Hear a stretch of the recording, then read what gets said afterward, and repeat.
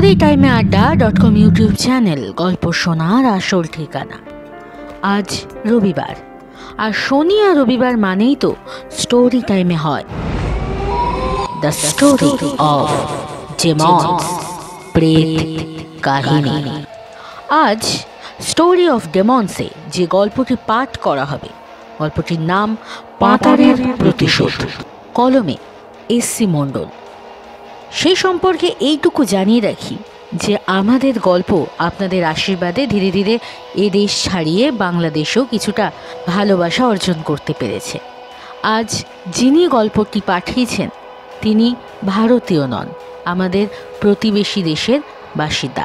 তাহলে আর দেরি না করে শুরু করে দিই আজকের স্টোরি অফ ডেমন্স, পাতারের প্রতিশোধ। শীতকালের এক বিষণ্ণ কুয়াশামাখা সকালে আমি যাত্রা করলাম সমরদের জমিদার বাড়ির উদ্দেশ্যে। বাস থেকে যখন নামছি তখন দুপুর পেরিয়ে গেছে।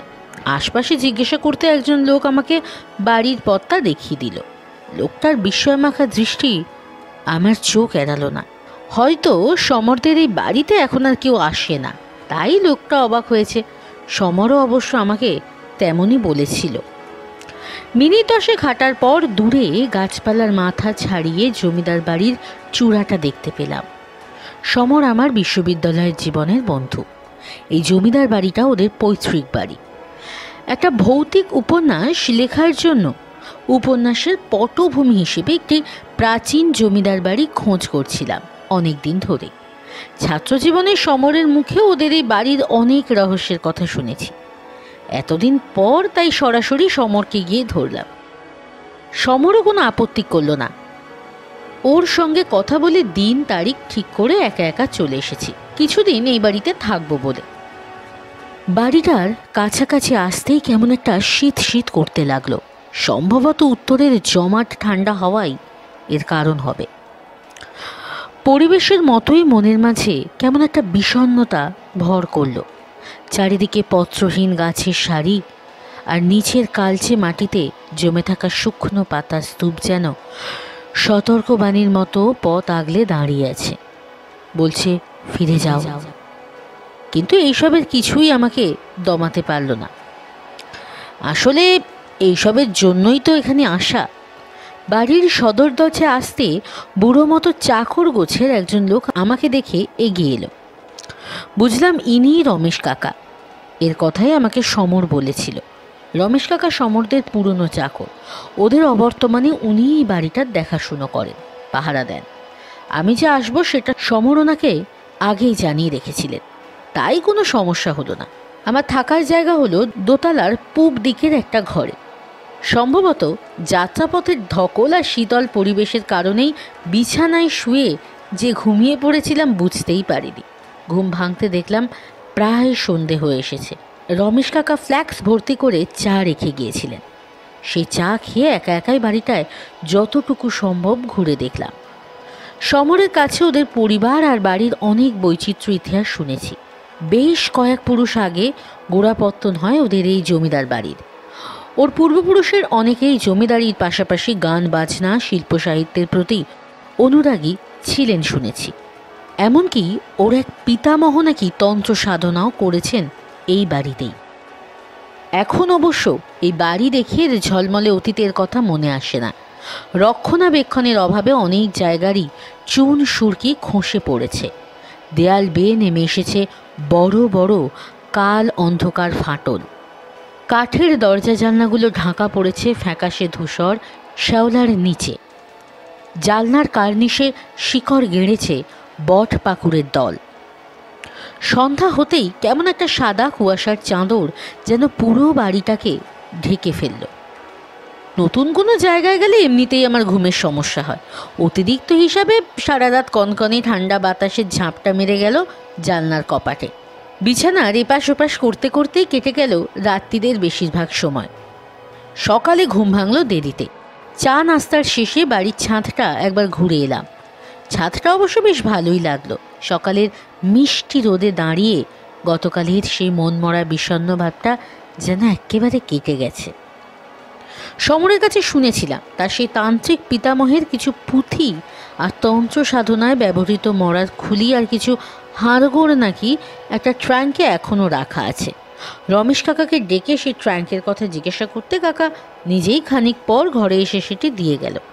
সম্ভবত এটাও সমর আগেই বলে রেখেছিল। ট্রাঙ্কের ডালা খুলতেই এই দুপুরবেলাতেও গাঁটা কেমন যেন ছমছম করে উঠল। এমন সত্যিকারের তান্ত্রিকের ব্যবহার করা মরার খুলি হাড়গোড় দেখে গায়ে কাঁটা দেওয়াটাই অবশ্য স্বাভাবিক। ট্রাঙ্কের মধ্যে আরও অনেক কিছুর সাথে পুরনো হতে হতে হলদে হয়ে যাওয়া ভেড়ার চামড়ার উপর হাতে লেখা 3খানা পুঁথিও পেলাম। হাতে নিয়ে দেখলাম সবকটা পুঁথি সংস্কৃতে লেখা। অবশ্য আমার তাতে কোনো সমস্যা হলো না। সাহিত্য চর্চার প্রয়োজনে সংস্কৃত ভাষাটি অনেক আগেই শিখেছিলাম, এবারে সেটি কাজে লাগলো এই আর কি। সবার আগে সবচেয়ে হলুদ হয়ে যাওয়া পুঁথিটাই পড়ার জন্য বেছে নিলাম। পুঁথির বিষয়ে দেবতা পাঁতরের সাধনা। তন্ত্রমন্ত্রে কৌতূহল আমার চিরদিনের, তাই বেশ আগ্রহ সহকারেই সেটাকে নিয়ে পড়তে লাগলাম। পুঁথির একদম শুরুতেই দেবতা পাঁতরের পরিচয় আর বর্ণনা দেওয়া। সেটা পড়ে জানলাম দেবতা পাঁতর থাকেন পাতালে। তার ভালো বা মন্দ দুই করার ক্ষমতাই অপরিসীম। পাঁতর যেমন দয়ালু তেমনই নিষ্ঠুর। মিশমিশে কালো রঙের শরীরে জোনাকি পোকার মতো সহস্র চোখ আর বটের ঝুড়ির মতো চুল দাঁড়িওয়ালা দেবতা পাঁতরের একখানা হাতে আঁকা অস্পষ্ট ছবিও পুঁথিতে দেওয়া আছে। পুঁথির পরের অংশে পেলাম কিভাবে বিশেষ যজ্ঞের মাধ্যমে পশু বলি করে দেবতা পাঁতরের আহ্বান করতে হবে তার বর্ণনা। পাঁতর যেহেতু পাতালে থাকেন তাই তার আহ্বান যজ্ঞটা করতে হয় কোনো গভীর কুয়োর পাড়ে। যজ্ঞ শেষে পশু বলি করে সেই পশুর মাথার আহুতি দিতে হয় কুয়োয়। পাঁতর খুশি হলে এরপর থেকে সেই কুয়োর মধ্যে দিয়ে যোগাযোগ করা যায় তার সাথে। তবে পাঁতরের আহ্বানের মন্ত্রটা পেলাম না, কারণ পুঁথির ঠিক এই অংশটা কেউ একজন ধারালো কিছু দিয়ে কেটে নিয়েছে। অবশ্য অন্য আরেকটি মন্ত্র পুঁথিতে পেলাম। পুঁথি অনুযায়ী এটা পাঁতরের আহুতি দেওয়ার মন্ত্র। এই বিশেষ মন্ত্রটি পাঠ করে পাঁতরের কুয়োয় কোনো বস্তু আহুতি দিলে পাঁতর সেই বস্তুকে দ্বিগুণ করে ফিরিয়ে দেন।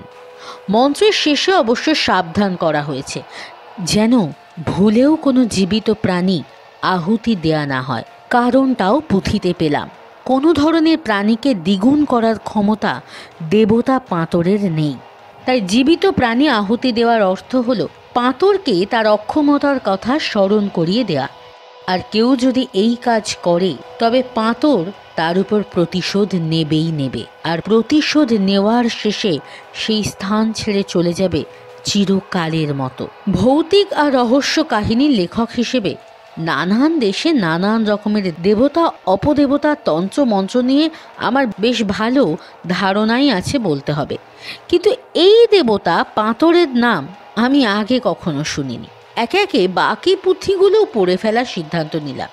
কে জানে আর কোন কোন দেবতার কথা লেখা আছে সেগুলোতে।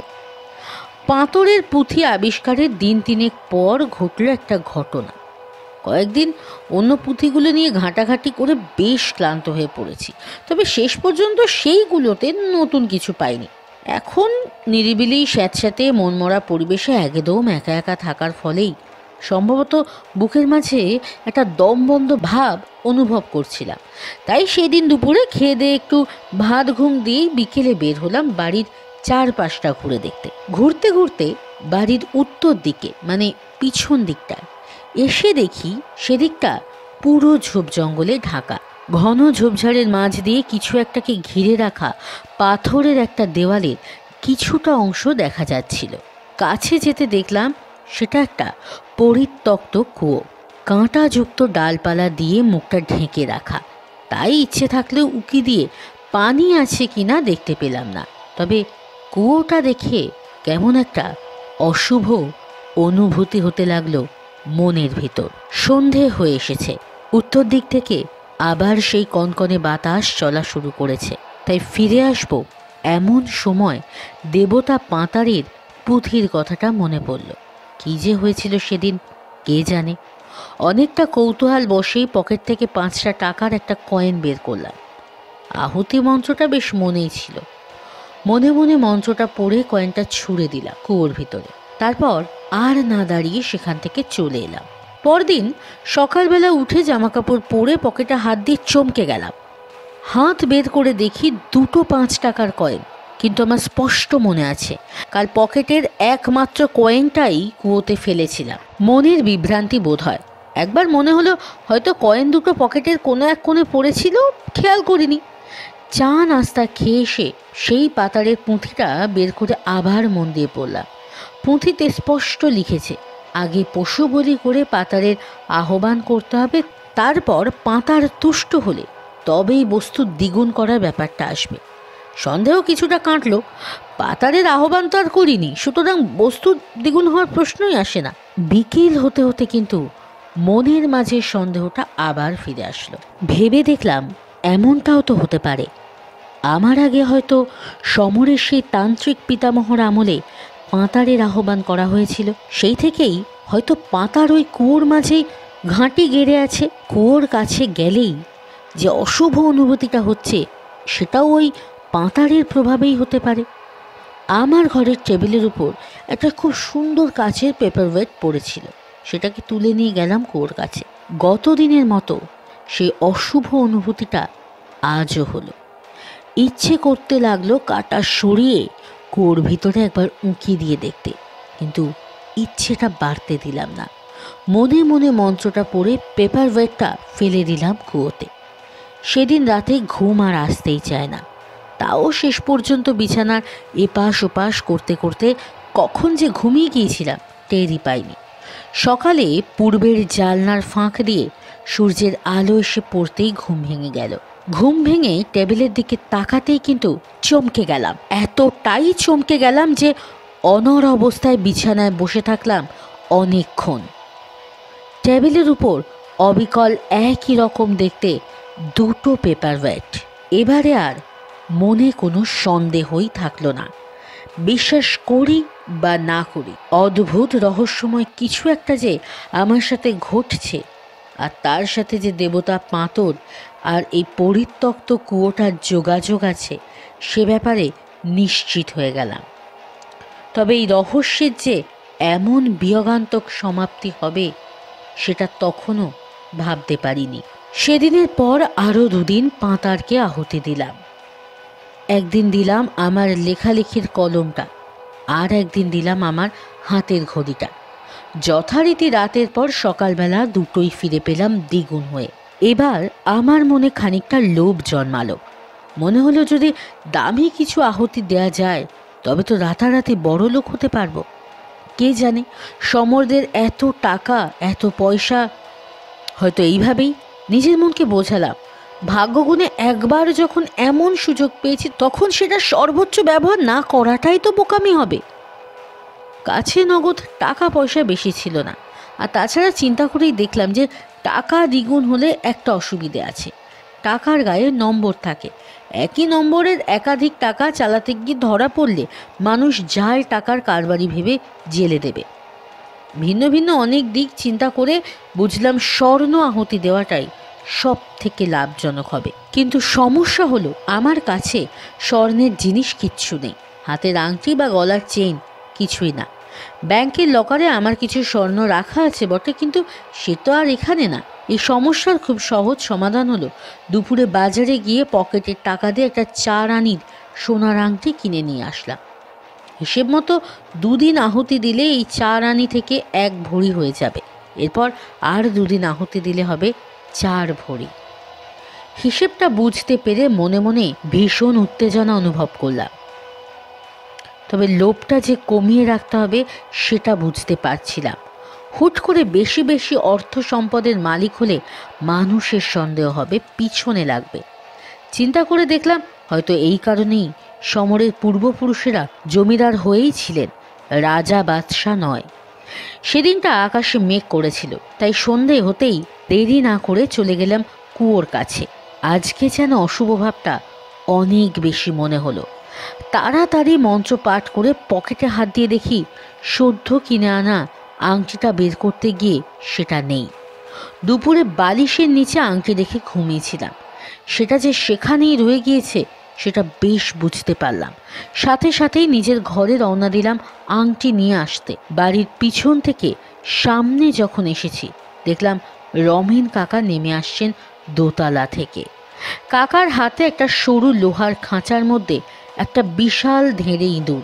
আমাকে দেখে বললেন, হ্যাঁ, ভাড়ার ঘরে ধরা পড়েছিল। ও আচ্ছা, এখন ফেলে দিতে নিয়ে যাচ্ছেন? আচ্ছা বলে আমি নিজের ঘরে চলে গেলাম। সেখান থেকে আংটি নিয়ে কুয়োর কাছে ফিরে আসতেই বুকটা ধক করে উঠল। কুয়োর পাড়ে রমেন কাকা দাঁড়িয়ে। প্রথমে ভাবলাম কাকা বুঝি কুয়ো আর আমার ব্যাপারটা জেনে ফেলেছে। বড় মুহূর্তেই খেয়াল করলাম তার ডান হাতের খাঁচাটা ফাঁকা। বুঝলাম ধেড়ে ইঁদুরটাকে ফেলার জন্যই কাকা এখানে এসেছেন। কাকা চলে যেতেই আংটিটা কুয়োয় ফেলে আমিও চলে আসলাম। রুমে ফিরে আসার ঘন্টা খানেকের মধ্যেই বৃষ্টি শুরু হলো। নিজের রুমে বসে চা খেতে খেতে আচমকা একটা চিন্তা আমার মাথায় এলো, আর তার সাথে সাথেই ভয়ের একটা শিহরণ বয়ে গেল মাথা থেকে পা অবধি। আচ্ছা, কাকা কি জ্যান্ত ইঁদুরটাকে কুয়োয় ফেলেছেন? যদি তাই করেন তবে তো আমার সর্বনাশ নিশ্চিত, কারণ আমি মন্ত্র পড়ে আংটি নিতে যখন রুমে এসেছি সেই মুহূর্তে কাকা ইঁদুরটাকে কুয়োয় ফেলেছেন। সেই হিসেবে ইঁদুরটাই হবে পাঁতরের আহুতি। কি করা উচিত হবে এখন? কিচ্ছু বুঝতে পারছিলাম না। পুঁথি বের করে আবারও ভালো করে পড়লাম। ক্ষমা চাওয়ার কোনো উপায় যদি থাকে সেই আশায়, কিন্তু চূড়ান্ত সর্বনাশের ভবিষ্যবাণী ছাড়া আর কিচ্ছু পেলাম না। রাত বাড়ল আর ধীরে ধীরে বাইরের ঝড় বৃষ্টিও বেড়ে উঠল। তেমন ভয়ঙ্কর রাত আমার জীবনে আর আসেনি, আর আসুক তা আমি চাইও না। এতদিন পরেও বেশ মনে আছে সেই রাতের কথা। বাইরের ঝোড়ো হাওয়া যেন পা খেয়ে খেয়ে আছড়ে পড়ছে জানলায় দরজায়। বিদ্যুতের চমকের সাদা আলো জানলার রঙিন শার্সিতে পড়ে রামধনু রঙে ভাসিয়ে দিচ্ছে ঘরের দেওয়াল। ঝোড়ো বাতাসে জানলা দরজা কেঁপে কেঁপে উঠছে, আর আমার মনের মধ্যে চলছে এই বুঝি অশুভ কিছু ঝাঁপিয়ে পড়বে আমার উপর। পুঁথিতে দেখা পাতারের সেই ছবিটা বারবার ভেসে উঠতে লাগলো চোখের সামনে। কিন্তু সব কিছুর অবসান আছে। প্রকৃতির স্বাভাবিক নিয়মে একসময় রাত শেষে সকাল হয়ে এলো। শুনেছি অতিরিক্ত আতঙ্কিত হলে নাকি নিজেকে রক্ষা করার জন্য মানুষের মস্তিষ্কই মানুষকে ঘুম পাড়িয়ে দেয়। আমিও তীব্র আতঙ্ক আর ভয়ের মাঝে কখন যে ঘুমিয়ে পড়েছি তা টেরও পাইনি। ঘুম ভাঙতে বহাল তবিয়তে আছি দেখে কি যে খুশি লাগলো। ঠিক করলাম এই বাড়িটার একটি মুহূর্তও নয়, আজই ফিরে যাব। একেবারে ব্যাগ গুছিয়ে রেখে নিচে নেমে রমেশ কাকাকে ডাকতে গিয়ে ব্যাপারটা প্রথম টের পেলাম। রমেশ কাকার ঘরটা নিচতলার সদর দরজার একপাশে। এখানে আসা অবধি দেখেছি প্রতিদিন সকালে আমার অনেক আগেই কাকা ঘুম থেকে উঠে পড়েন। আজকে যখন ডাকতে গেছি তখন প্রায় 9টা বাজে। গিয়ে দেখি কাকা রুমের দরজা তখনও ভিতর থেকে বন্ধ। অনেকক্ষণ ডাকাডাকি দরজায় ধাক্কাধাক্কি করেও যখন কোনো সাড়া পেলাম না, তখন বাড়ি থেকে বের হয়ে আশেপাশের কিছু লোকজনকে ডেকে আনলাম। কিছু একটা হয়েছে বুঝতে পেরে কিভাবে যেন আরও অনেক লোকজন জমায়েত হয়ে গেল। গ্রাম দেশে যেমন হয় আর কি। লোকজনের মধ্যে বয়স্ক মাতব্বর গোছের একজন লোকের নির্দেশে দরজা ভাঙা হলো। প্রথমে যে ছেলেটি দরজা ভেঙে ভিতরে ঢুকলো সে প্রায় সাথে সাথেই চিৎকার করে টলতে টলতে বাইরে বেরিয়ে এলো। এরপর আমরা যারা ভিতরে গেলাম সবারই কম বেশি প্রায় একই প্রতিক্রিয়া হলো। ঘরে ঢুকতে দেখলাম সব কিছু যেমন ছিল তেমনই আছে। শুধুমাত্র নিজের বিছানায় হা করে মরে পড়ে আছেন রমেন কাকা, আর মাথাটা ঘাড়ের উপর দিক থেকে একদম উল্টো দিকে ঘোরানো, যেন কেউ প্রবল আক্রোশে এক হ্যাঁচকায় ঘাটটা মুচড়ে দিয়েছে। মৃত্যুর আগে তীব্র আতঙ্কের ছাপ হিসেবে কাকার চোখ জোড়া ঠিকরে বেরিয়ে আসছে। তারপর আর কি, বাতাসের বেগে এই ঘটনা ছড়িয়ে পড়ল চারিদিকে। লোকজন নিজের মতো ঘটনার নানান রকমের কার্যকরণ দাঁড় করালো। অপঘাতে মৃত্যুর জন্য একটা পুলিশি মামলাও হয়েছিল বটে, কিন্তু তার আর কোনো সমাধান হয়নি। সত্যি ঘটনাটা আমিও কাউকে আর বলিনি, আসলে বলেও কোনো লাভ হতো না। এই ঘটনার পর সমরদের ওই বাড়িতে আর যায়নি, কিন্তু সেই দিনে রমেন কাকার ঘরে দেখা সেই বিভীষিকাময় ভয়ানক স্মৃতি এখনও তাড়িয়ে ফেরে। এখনও কোনো ঝড় বৃষ্টির রাতে আমার ঘুম আসে না, নিজের কল্পনাতেই দেখতে পাই কিভাবে রমেন কাকার মাথাটা উল্টো দিকে ঘুরিয়ে দিয়েছিল পাঁতর। চোখের সামনে ভেসে ওঠে পাঁতরের বটের ঝুড়ির মতো চুল, দাড়ি আর কালো শরীর জুড়ে সহস্র চোখের শাড়ি। মনে মনে ভাবি এই অপরাধ বোধ আর বিভীষিকাকে সাথে করেই হয়তো বাকি জীবনটা কাটাতে হবে। কেমন লাগলো আমাদের আজকের গল্পটি? আজকের গল্পটা কোনো অশরীরীর গল্প নয়, আজকের গল্পটি একটি অপদেবতার গল্প। এই সাধনায় যেমন প্রাপ্তি, তেমনই আছে ভয়, প্রাণের ঝুঁকি। storytimeeradda.com ইউটিউব চ্যানেল কোনো রকমের কুসংস্কারকে কিন্তু প্রচার বা প্রশ্রয় দেয় না, তাই গল্পটি শুধুমাত্র বিনোদনের জন্যই শুনবেন। আর গল্পটি কেমন লাগলো তা জানাতে একদম ভুলবেন না। যদি ভালো লেগে থাকে আর এরকম গল্প যদি আরও চান, তাহলে প্লিজ চ্যানেলটিকে লাইক, শেয়ার অ্যান্ড সাবস্ক্রাইব করে দেবেন। আর আপনারাও যদি ঠিক এই রকমভাবেই আমাদের গল্প পাঠাতে চান এবং চান যে আমরা এইভাবেই আপনাদের গল্পগুলোকে প্রেজেন্ট করি, তাহলে একটাই কাজ করতে হবে, ডেসক্রিপশন বক্সে দেওয়া লিঙ্কে গিয়ে ক্লিক করে নিজের গল্পটি পাঠিয়ে দিতে হবে। আর একটা কথা, সাবস্ক্রাইব করার সাথে সাথে পাশে থাকা বেল আইকনটিকে প্লিজ ক্লিক করে দেবেন, যাতে আমাদের চ্যানেলে কোনো গল্প এলেই তার ফার্স্ট নোটিফিকেশনটা চলে যায় আপনার ফোন। তাহলে আর কি, সঙ্গে থাকুন, শুনতে থাকুন। storytimeeradda.com ইউটিউব চ্যানেল গল্প শোনার আসল ঠিকানা। আজ বিদায় নিচ্ছি, কথা হবে আবার আগামী সপ্তাহে আরও কোনো হাড় হিম করা স্টোরি অফ ডেমন্স নিয়ে। ততক্ষণের জন্য শুভরাত্রি।